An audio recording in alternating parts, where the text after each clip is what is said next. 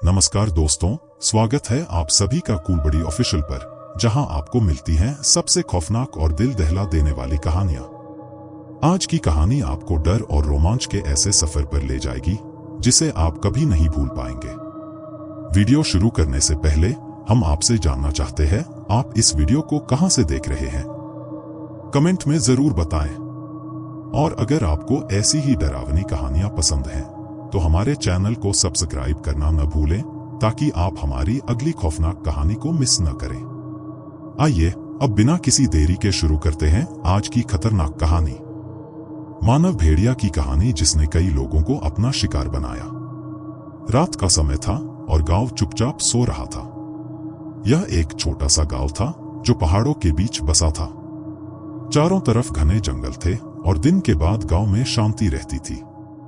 पर जब रात होती तो गांव के लोग अजीब सी खामोशी में घिर जाते। गांव के बुजुर्ग हमेशा कहते थे कि इन जंगलों में कुछ है, कुछ ऐसा जो रात को जागता है। पहले तो लोग इसे एक लोक कथा मानते थे, पर धीरे धीरे ये डर उनकी हड्डियों में बस गया था। इस जगह पर कई दशकों से एक किंवदंती फैली थी, मानव भेड़िया की। विराज गांव का एक जवान लड़का था जिसे इन कहानियों में बिल्कुल विश्वास नहीं था। वह मजबूत और निर्भीक था और गांव में उसके हिम्मत की चर्चा होती रहती थी। विराज का मानना था कि ये सब केवल गांव वालों की बनाई हुई कहानियां हैं ताकि बच्चों को डराकर घर में रखा जा सके। लेकिन जो लोग इन भयानक कहानियों को सुनते थे उनके दिलों में एक अनकहा डर बैठा हुआ था। विराज के दोस्त भी उसे अक्सर कहते थे, भाई इस मानव भेड़िया की कहानी को हल्के में मत लो, लेकिन विराज सिर्फ हंसता और कहता, ये सब बकवास है। एक रात विराज अपने दोस्तों के साथ बैठा था और बातें हो रही थी उसी मानव भेड़िया की। तभी एक दोस्त ने मजाक में कहा, विराज अगर तुझे इतना ही यकीन नहीं है तो आज रात जंगल में जाकर देख आ। अगर भेड़िया है तो देख ही लेगा। विराज ने हंसते हुए चुनौती स्वीकार कर ली। उसने कहा, ठीक है, आज रात मैं जाऊंगा और सबको साबित कर दूंगा कि कुछ भी नहीं है। उसके दोस्तों ने उसे रोकने की कोशिश की, लेकिन विराज अडिग था। रात घिरते ही विराज जंगल की ओर निकल पड़ा। चारों तरफ सन्नाटा था, केवल झींगुरों की आवाज और हवाओं का शोर सुनाई दे रहा था। जंगल में कदम रखते ही विराज को थोड़ी घबराहट हुई, लेकिन उसने अपने डर को दबाया और आगे बढ़ता गया। ये सब कहानियां हैं, कुछ नहीं होगा, उसने खुद को तसल्ली दी। जैसे जैसे वह आगे बढ़ता गया, जंगल और घना और भयानक होता गया। एक अजीब सी हलचल उसके कानों में पड़ी। उसने रुककर इधर उधर देखा, पर कुछ दिखाई नहीं दिया। शायद कोई जानवर होगा, वह सोचता हुआ आगे बढ़ गया। लेकिन हर कुछ कदम पर उसे ऐसा लगने लगा जैसे कोई उसे देख रहा हो। एक ठंडी हवा का झोंका उसके शरीर से होकर गुजरा और उसके रोंगटे खड़े हो गए। अब उसे अपने फैसले पर शक होने लगा था। शायद मुझे वापस लौट जाना चाहिए, उसने सोचा। तभी अचानक पेड़ों के पीछे से एक भयानक चिल्लाहट सुनाई दी। वह आवाज इतनी डरावनी थी कि विराज का दिल जोर से धड़कने लगा।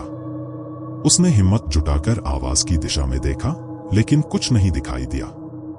हवा में एक अजीब गंध फैली हुई थी, जैसे किसी मरे हुए जानवर की सड़न। उसकी सांसें तेज हो गईं और डर अब उसके चेहरे पर साफ दिखने लगा। विराज ने वापस जाने का फैसला किया, लेकिन जैसे ही वह मुड़ा, उसके सामने अचानक एक छाया दिखाई दी। वो छाया इंसान जैसी थी, पर उसका शरीर अजीब तरीके से मुड़ा हुआ था। उसके हाथ पंजों की तरह बड़े और नुकीले थे और उसकी आंखें लाल रंग की थीं, जो अंधेरे में चमक रही थी। वह कोई इंसान नहीं था। मानव भेड़िया, यह शब्द उसके दिमाग में गूंजने लगे। विराज की हिम्मत टूटने लगी। वह भागने की कोशिश करने लगा, लेकिन उसके पैर जैसे जमीन से चिपक गए थे। वह छाया धीरे धीरे उसके करीब आ रही थी और विराज को उसकी सड़ी हुई सांसें महसूस हो रही थी। उसके कानों में किसी के चीखने की आवाज गूंजने लगी। वह किसी तरह खुद को संभालते हुए भागने लगा, लेकिन वह महसूस कर सकता था कि वो भयानक छाया उसके पीछे थी। विराज ने भागते हुए जंगल से बाहर निकलने की कोशिश की।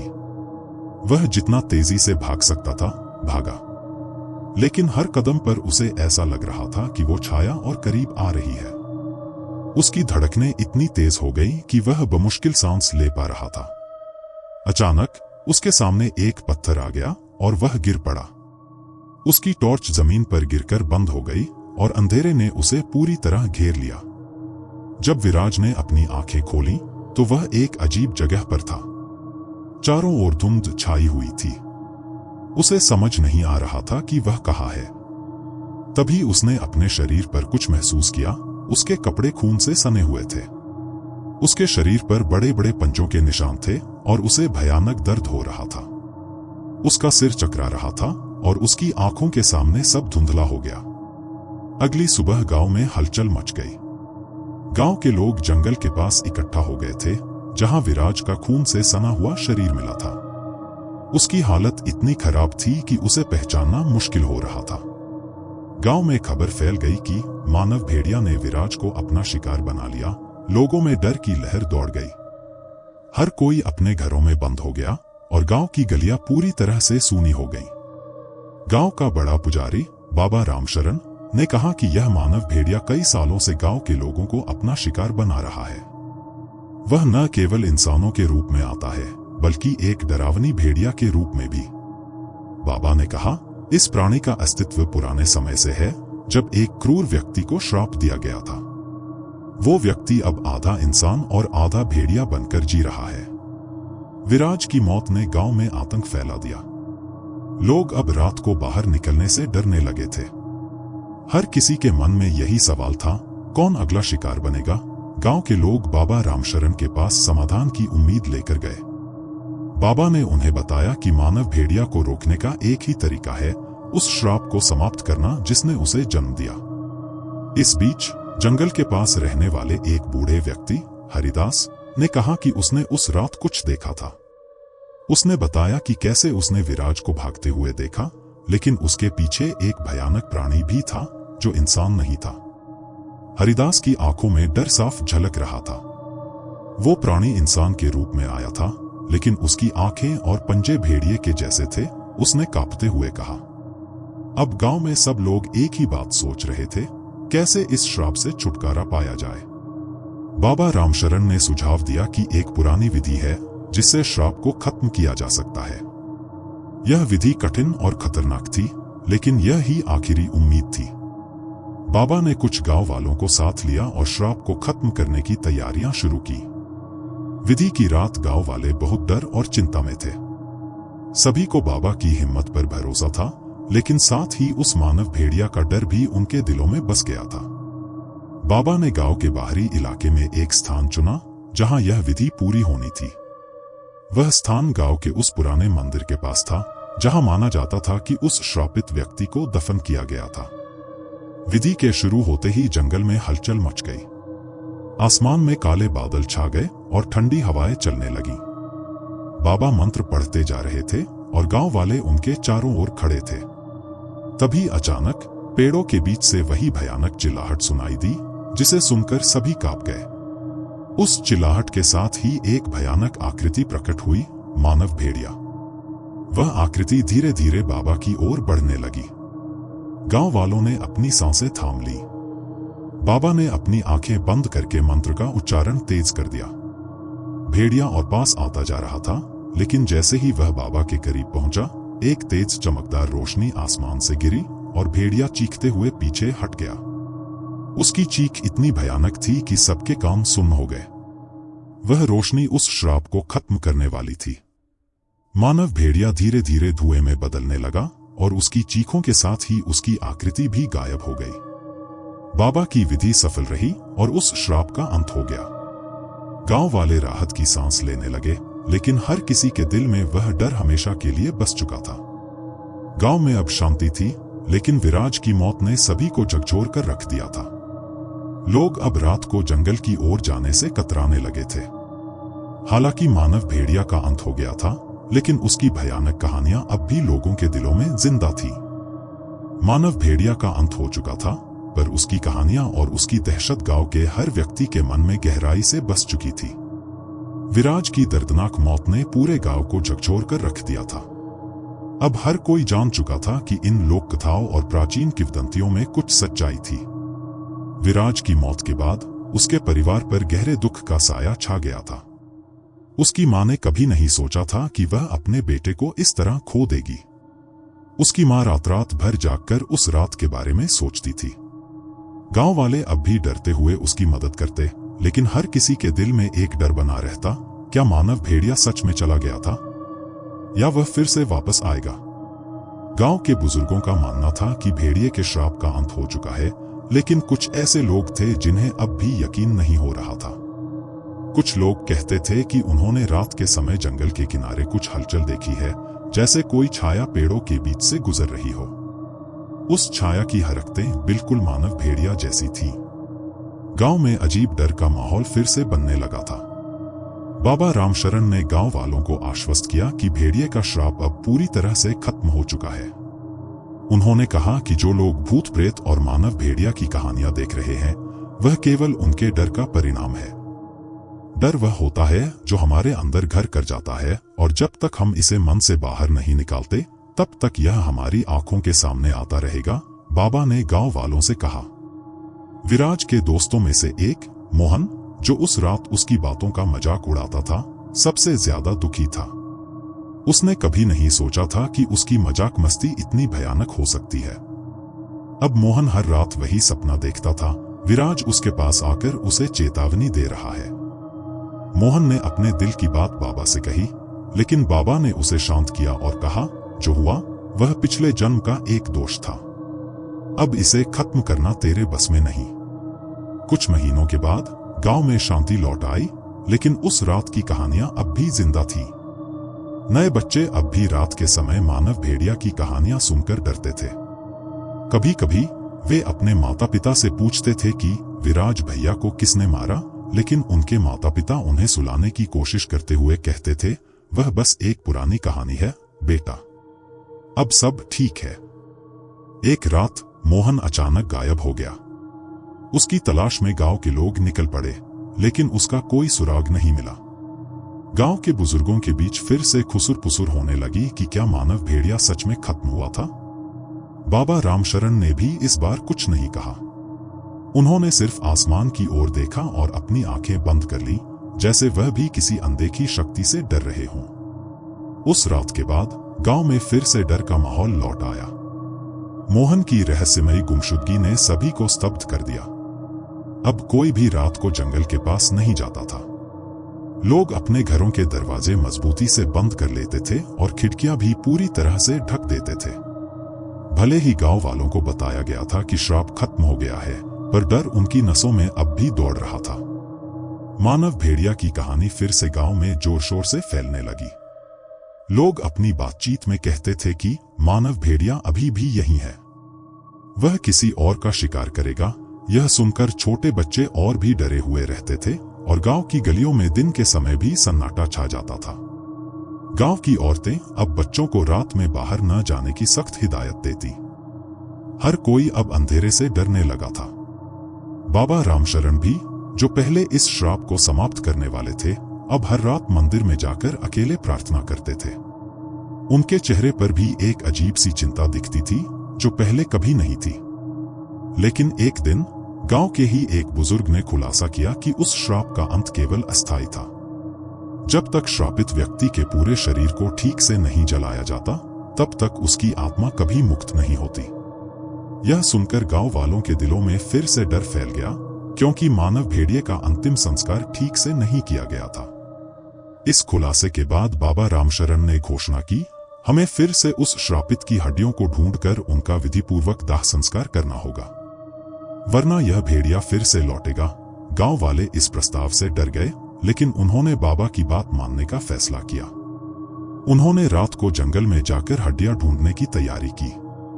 आखिरी रात जब बाबा और कुछ गांव वाले जंगल में गए, वहां उन्हें एक और भयानक खोज मिली। मोहन की लाश वही मिली जहां उन्होंने मानव भेड़िया को पहली बार देखा था। मोहन की हालत भी वैसी ही थी जैसी विराज की थी, खून से सना और पंजों के गहरे निशान से घायल। इस बार गांव वाले समझ गए थे कि श्राप अब भी जीवित है।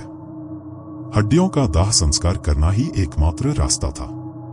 बाबा ने सभी को निर्देश दिए और मोहन के शरीर के साथ साथ मानव भेड़िए की बची हुई हड्डियों को भी इकट्ठा किया गया। अब पूरा गांव एक बार फिर उस भयानक समय से गुजरने के लिए तैयार था। जब विधि पूरी हुई तो आसमान में एक तेज गड़गड़ाहट हुई। हवा अचानक शांत हो गई और जंगल की भयानक आवाजें भी थम गईं। बाबा ने कहा कि अब श्राप हमेशा के लिए खत्म हो चुका है। मानव भेड़िया अब दोबारा नहीं लौटेगा। गांव वालों ने राहत की सांस ली, लेकिन उस रात के भयावह अनुभवों ने हर किसी को भीतर तक हिला दिया था। उसके बाद गांव में धीरे धीरे जीवन सामान्य हो गया, लेकिन उन अजीब घटनाओं की कहानियां अब भी गांव की संस्कृति का हिस्सा बनी रहीं। बच्चे अब भी दादी नानी से रात को मानव भेड़िया की कहानियां सुनते और डर के मारे अपनी चादरों में दुबक जाते थे। मानव भेड़िया की कहानी अब एक किंवदंती बन चुकी थी, एक ऐसी किंवदंती जो लोगों के दिलों में हमेशा जिंदा रहेगी। ठंड की रात। सर्दियों का मौसम अपने चरम पर था। दिसंबर की रात। ठंडी हवा का एक तेज झोंका हर किसी को अपनी हड्डियों तक जमा देता था। हिमाचल के एक छोटे से गांव धर्मपुर की घाटियों में बर्फ जम चुकी थी और सड़कें सुनसान थी। यहाँ के लोग अंधेरा होते ही अपने घरों में बंद हो जाते थे, क्योंकि उन्होंने इस ठंड के मौसम में कुछ अजीब और डरावनी घटनाएं देखी थी। उस रात आकाश साफ था, लेकिन हवा इतनी तेज और ठंडी थी कि जैसे किसी ने गांव को हिमयुग में ढकेल दिया हो। चारों तरफ घना अंधेरा फैला हुआ था और बर्फ से ढकी पेड़ों की शाखाएं हवा में घुलते चीखों जैसी लग रही थी। अमन, एक युवा लड़का जो अपनी नौकरी की तलाश में शहर से गांव वापस आया था, इस कड़ाके की ठंड में घर लौट रहा था। अमन की मां गीता देवी हमेशा उसे समझाती थी कि इस ठंडी रात में कभी देर न किया करे। ठंड की रातों में कुछ है अमन, इसने बहुतों को निगल लिया है, उसकी मां ने उसे चेतावनी दी थी। लेकिन अमन ने कभी इस बात को गंभीरता से नहीं लिया। अमन ने अपना ऊनी कोट कसकर लपेट लिया और बर्फीली सड़क पर चल पड़ा। घर की दूरी ज्यादा नहीं थी, लेकिन उसे आज कुछ अजीब महसूस हो रहा था। हर कदम पर जैसे उसे किसी की आंखें महसूस हो रही थी। वह बार बार पीछे मुड़कर देखता, लेकिन वहां कुछ नहीं होता, बस बर्फ की चादर और हवा की एक गहरी सिसकी। अचानक उसे पास के पेड़ों के बीच से एक हलचल सुनाई दी। एक छाया जो इंसान की तरह दिख रही थी, पेड़ों के बीच से गुजरी। अमन ठिठक गया। उसका दिल तेजी से धड़कने लगा। वह यह मानना नहीं चाहता था, लेकिन उसके अंदर का डर हावी होने लगा था। कौन है वहां? उसने कांपती आवाज में पूछा, लेकिन कोई जवाब नहीं आया। उसकी सांसें तेज हो गई थीं और ठंड अब पहले से ज्यादा भयानक लगने लगी थी। अमन ने सोचा कि वह जल्द से जल्द घर पहुंचे, लेकिन उसके कदम अब भारी हो रहे थे। जैसे ही वह आगे बढ़ा, उसने देखा कि उसके सामने बर्फ पर कोई अजीब निशान बने हुए थे, छोटे पतले पैरों के निशान, जैसे किसी छोटे बच्चे के। लेकिन यहाँ कोई बच्चा कैसे हो सकता है, वह भी इस ठंड में? अमन का दिल अब उसकी छाती में जोर जोर से धड़क रहा था। वह आगे बढ़ा और उन निशानों का पीछा किया। निशान उसे गांव के पुराने वीरान पड़े घर की तरफ ले गए, जिसे लोग कालीकोट कहते थे। यह घर पिछले कई सालों से बंद था और यहाँ कोई भी नहीं आता था। जैसे ही अमन ने उस घर के पास पहुंचकर दरवाजा खोला, ठंडी हवा का एक तेज झोंका उसके चेहरे से टकराया। घर के अंदर घना अंधेरा था और दीवारों पर मकड़ियों के जाले लटके हुए थे। एक अजीब सी ठंडक उसके शरीर में उतर गई। उसकी आंखें धीरे धीरे अंधेरे में कुछ देखने लगीं और उसे सामने एक छोटी सी परछाई दिखाई दी। कौन है वहां? उसने फिर से पूछा, लेकिन इस बार उसे एक हंसी सुनाई दी, एक बच्चे की हंसी जो उसकी रीढ़ को कंपा गई। वह तुरंत पीछे मुड़ा, लेकिन दरवाजा अब बंद हो चुका था। कमरे में ठंडी हवा के साथ वह हंसी अब और तेज हो गई थी। अमन अब कमरे के बीच में खड़ा था, उसके चारों तरफ वही हंसी गूंज रही थी। उसने अचानक देखा कि सामने एक छोटी लड़की खड़ी थी, सफेद कपड़े पहने, उसकी आंखें ठंडी और भावहीन थी। उसकी आंखों से आंसू गिर रहे थे, लेकिन वह हंस रही थी। अमन का पूरा शरीर जमसा गया था। वह कुछ बोलना चाहता था, लेकिन उसकी आवाज कहीं खो गई थी। लड़की धीरे धीरे उसकी ओर बढ़ी और उसकी हंसी अब खतरनाक और डरावनी हो चुकी थी। तुम्हें मेरी मदद करनी होगी, लड़की ने ठंडी बर्फीली आवाज में कहा। तुम्हारे जैसे बहुत से लोग आए और चले गए, लेकिन इस ठंडी रात में कोई भी जीवित नहीं बचता। अमन ने तुरंत दरवाजे की ओर भागने की कोशिश की, लेकिन उसके पैर अब भारी हो चुके थे। जैसे ही वह दरवाजे तक पहुंचा, उसने पीछे मुड़कर देखा। वह लड़की अब बिल्कुल उसके पास थी। उसकी आंखों से खून बहने लगा था और उसने अपना हाथ अमन की ओर बढ़ाया।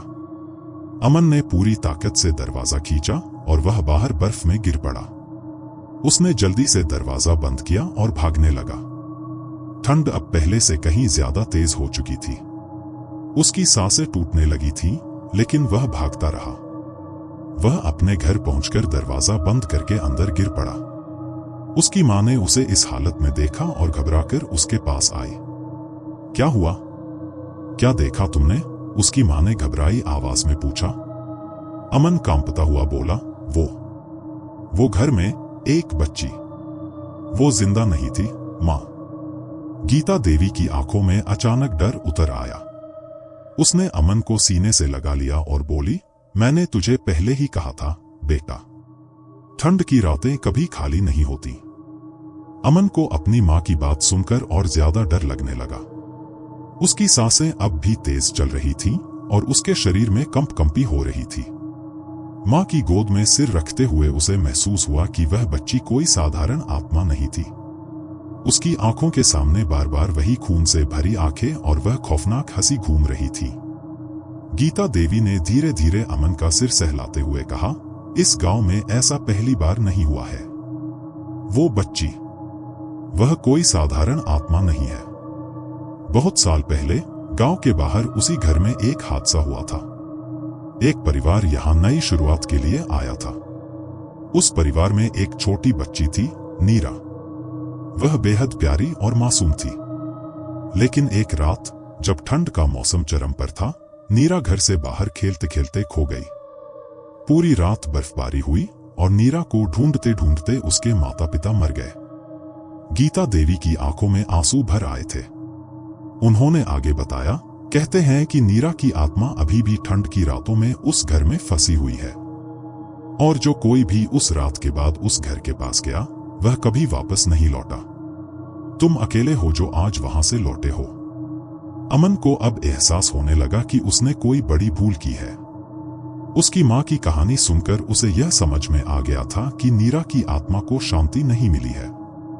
वह अब भी किसी से मदद मांग रही है, लेकिन उसकी खौफनाक हंसी इस बात का सबूत थी कि वह अब सिर्फ बदला चाहती है। अमन ने हिम्मत जुटाते हुए पूछा, मां, अब क्या होगा? क्या वह मुझे ढूंढने आएगी? गीता देवी ने धीरे से सिर हिलाते हुए कहा, वह तुम्हारे पीछे तब तक नहीं आएगी जब तक तुम उसकी मदद नहीं करते। उसे इस दुनिया से मुक्ति चाहिए, लेकिन अगर वह तुम्हारे पास आई तो तुम बच नहीं पाओगे। अमन की आंखों में डर और भी गहरा हो गया था। उसे अपनी मां की बातें याद आईं कि ठंड की रातों में बाहर जाना कितना खतरनाक होता है। लेकिन अब उसने इस भयावह सत्य का सामना किया था और उसे यह समझ में आ चुका था कि उसे नीरा की आत्मा से मुक्ति दिलानी होगी। अमन ने तय किया कि उसे नीरा की आत्मा को शांति दिलाने के लिए कुछ करना होगा। वह अपने घर से निकलकर गांव के बुजुर्गों से मिलने चला गया। गांव में लोग इस घटना के बारे में जानते थे, लेकिन कोई भी इस पर खुलकर बात नहीं करता था। अमन ने जब गांव के सबसे बुजुर्ग व्यक्ति बाबा महेश से मदद मांगी तो उन्होंने गंभीरता से उसे देखा और कहा, तूने बहुत बड़ा खतरा मोल लिया है बेटा। नीरा की आत्मा अब तक शांत नहीं हुई है। उसे इस दुनिया से मुक्त करना बेहद कठिन है, क्योंकि उसका गुस्सा अब बर्फ की तरह ठंडा और कठोर हो चुका है। बाबा महेश ने अमन को बताया कि नीरा को सिर्फ उसकी मां के गहने ही शांति दिला सकते हैं, जिन्हें वह हमेशा अपने साथ रखना चाहती थी। वो गहने आज भी उसी घर में कहीं छिपे हैं। अगर तुझे उसकी आत्मा को मुक्त करना है तो उन गहनों को ढूंढना होगा और एक खास मंत्र के साथ उसे अंतिम विदाई देनी होगी, बाबा ने चेतावनी दी। अमन को इस बात का एहसास हो चुका था कि यह काम आसान नहीं होगा। उसे उस घर में दोबारा जाना होगा जहां से वह अभी अभी मौत को छूकर लौटा था। लेकिन अब उसकी मंशा साफ थी। वह किसी भी हाल में इस खौफनाक सिलसिले को समाप्त करना चाहता था। वह रात को ही गांव के काली मंदिर से एक ताबीज लेकर घर की ओर बढ़ा। चारों तरफ बर्फ फैली हुई थी और ठंड अब और भी बढ़ गई थी। अमन के हाथ पैर कांप रहे थे, लेकिन वह कदम बढ़ाता रहा। जब वह उस पुराने घर के करीब पहुंचा तो उसे फिर से वही खौफनाक हंसी सुनाई दी। अमन जानता था कि नीरा की आत्मा उसे देख रही है। अमन की हिम्मत अब जवाब दे रही थी, लेकिन उसके पास कोई और रास्ता नहीं था। ठंड की सर्द रात में बर्फ की मोटी परत के बीच वह उस खौफनाक घर के पास पहुंच गया। वहां पहुंचते ही उसे लगा कि ठंड और गहरी हो गई है, मानो घर के आसपास का माहौल ही मौत से भरा हो। दरवाजे पर पहुंचते ही उसकी सांसें तेज हो गईं। वह जानता था कि एक बार इस घर के अंदर कदम रखा तो वापसी का कोई रास्ता नहीं रहेगा। अमन ने जैसे ही घर का दरवाजा खोला, एक ठंडी हवा का झोंका उसके चेहरे से टकराया, मानो वह हवा नहीं बल्कि नीरा की खौफनाक आत्मा का स्पर्श था। कमरे के अंदर हर चीज बिखरी हुई थी, मानो वर्षों से किसी ने यहां कदम नहीं रखा हो। दीवारों पर धूल की परतें जमी हुई थीं और हर जगह अजीब सी बदबू फैली थी। अमन की आंखें अब नीरा के मां के गहनों की तलाश कर रही थी। जैसे ही अमन ने एक पुराना संदूक खोला, एक जोरदार चीख पूरे घर में गूंज उठी। यह नीरा की चीख थी। वह कहीं न कहीं से उसे देख रही थी। अमन की धड़कनें तेज हो गईं, लेकिन उसने हिम्मत जुटाई और संदूक के अंदर देखा। वहां नीरा की मां के कुछ गहने थे। उसने वह गहने उठाए और तेजी से मंत्र पढ़ना शुरू कर दिया जो बाबा महेश ने उसे सिखाया था। जैसे ही अमन मंत्र पढ़ने लगा, घर में अजीब सी हलचल होने लगी। खिड़कियां जोर जोर से बजने लगीं और हवा अचानक तूफान की तरह चलने लगी। बर्फीले तूफान के बीच नीरा की आत्मा धीरे धीरे अमन के सामने प्रकट होने लगी। उसकी आंखें खून से लाल थीं और वह गुस्से से भरी हुई थी। उसके चेहरे पर अब वह मासूमियत नहीं बल्कि बदला लेने की आग थी। तुम्हें यहां नहीं आना चाहिए था, नीरा की खौफनाक आवाज गूंजी। अब तुम भी उन लोगों की तरह मेरी दुनिया में फंस जाओगे। अमन का शरीर अब डर से जम चुका था, लेकिन उसने खुद को मजबूती से खड़ा रखा। तुम्हें शांति चाहिए, अमन ने कांपती आवाज में कहा। मैं तुम्हें मुक्ति दिलाने आया हूं। नीरा की आत्मा ने अचानक हंसना शुरू कर दिया। उसकी हंसी अमन के कानों में गूंजने लगी।